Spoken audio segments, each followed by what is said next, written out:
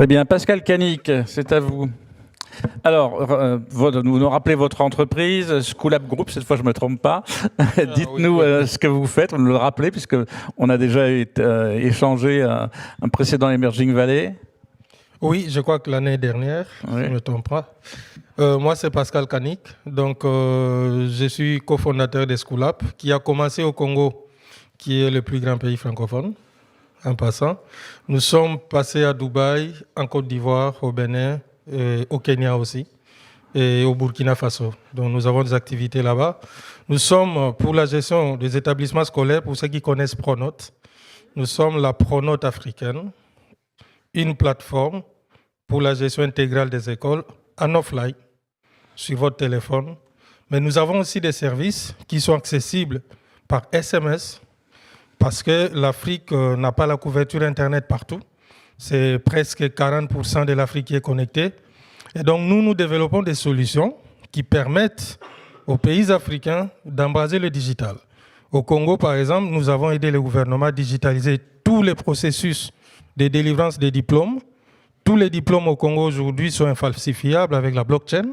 C'est nous qui les faisons avec e-diplôme, c'est officiel. Et bientôt d'autres pays d'Afrique, on a déjà conclu des accords. Donc nous aidons l'Afrique à digitaliser les systèmes. C'est du réel, c'est du concret, c'est pas des discours. Et donc avec ça, nous sommes aussi à Marseille, parce que avec Marseille Innovation, notamment les soft lending, nous essayons d'aller plus loin. Une innovation qui viendrait d'Afrique pour conquérir aussi l'Europe. Parce que déjà, à Dubaï, nous vendons. Et nous pensons qu'on peut faire de reversal innovation. Donc, une innovation qui partirait, par exemple, du offline africain peut aussi être utile pour les écoles de campagne ici en France. Pourquoi pas? Donc, c'est cette ambition de croire que l'inverse aussi peut se faire. Il n'y a pas que des innovations qui viennent d'Europe qui vont en Afrique. Il y a aussi des innovations qui peuvent venir d'Afrique qui viennent en Europe. Voici pourquoi je suis là. Et vous pensez que vous avez la possibilité de développer, à partir de Marseille, une activité qui va se développer en France et en Europe ? Exactement. Donc c'est pourquoi je suis là. Déjà, à partir de Marseille, nous voulons pénétrer le Maghreb, parce que nous trouvons que c'est beaucoup plus facile. Et donc, c'est plus proche du Maghreb ici. Et j'ai eu de bons contacts avec la délégation du Maroc, par exemple. Donc, c'est cette facilité. Il y a des gens qui passent, il y a des gens qui circulent. Si j'étais resté dans mon Congo que j'aime bien, je n'aurais pas rencontré les Marocains que j'aime bien aussi. Donc, c'est ça, c'est toute cette dynamique. Et donc, je suis très à l'aise d'être ici. L'autre fois, je vous disais que ce n'est pas parce qu'on veut fuir l'Afrique que nous sommes là. C'est parce que moi, je crois qu'il y a un mix à faire. Il y a les opportunités qui sont en Afrique, parce que si une EdTech se lance aujourd'hui que pour la France, elle va souffrir. Pourquoi? Parce qu'il n'y a pas de marché disponible. Il n'y a presque pas de marché disponible. Mais en Afrique, vous avez encore 90% du marché qui est disponible. Donc, par contre, en Afrique, il n'y a pas l'écosystème qu'il faut pour aider ces startups à vraiment se déployer dans ces marchés-là.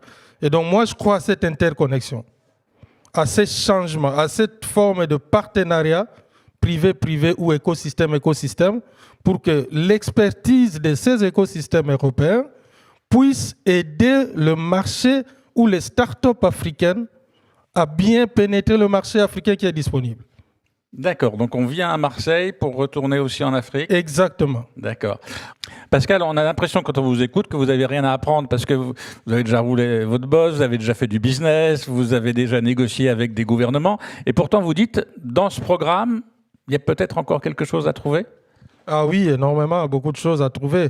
Par exemple, au début, au Congo, j'ai levé 500 000 $. C'était une première levée de fonds. Mais après 3 ans, j'ai bootstrappé, comme on dit. Donc, je travaille avec des fonds propres parce qu'on est rentable. Mais là, pour aller, on est autour de 6% du marché congolais qu'on a déjà couvert. Mais il faut peut-être atteindre 40% de ce marché qui est énorme. J'ai peut-être besoin de 10 millions de $. D'accord. Il faut le trouver dans un écosystème. Ça, je n'ai pas mon chéquier. Là. Ah oui, en fait, donc, je voulais dire juste que là, on a besoin d'un écosystème qui a les capacités de mobiliser ses capitaux. Et je crois que Marseille, par exemple, Marseille Innovation, accélérateur M ou quoi, d'autres incubateurs ou accélérateurs, ici ont les capacités pour mobiliser ce type de fonds que nous n'avons pas encore chez nous. Donc c'est ça, c'est l'écosystème en fait. Et si je le raisonnais un peu de façon égoïste en disant, et qu'est-ce que vous apportez, vous, au territoire de Marseille-Provence? Les emplois. Ah, bah, c'est pas mal, ouais. On en a Parce besoin. que j'ai déjà, depuis 2 ans, je travaille pour presque 2 Français. Et je crois qu'il y a beaucoup de talent, beaucoup d'expertise qu'on trouve, c'est pas qu'en Afrique, il n'y en a pas, mais quand même, il y a beaucoup d'experts bien, comment je dirais, qui peuvent aider. Beaucoup d'expertise qui nous aide. Par exemple, notre chief product, celle qui gère les produits chez nous, c'est une Française. Et je crois que la qualité du travail qu'elle fait est exceptionnelle et ça nous aide.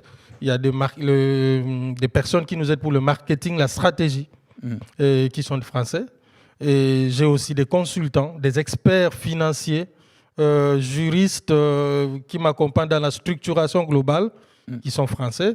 Et il y a des expertises vraiment qui sont très pointues et que j'estime que ça nous aide.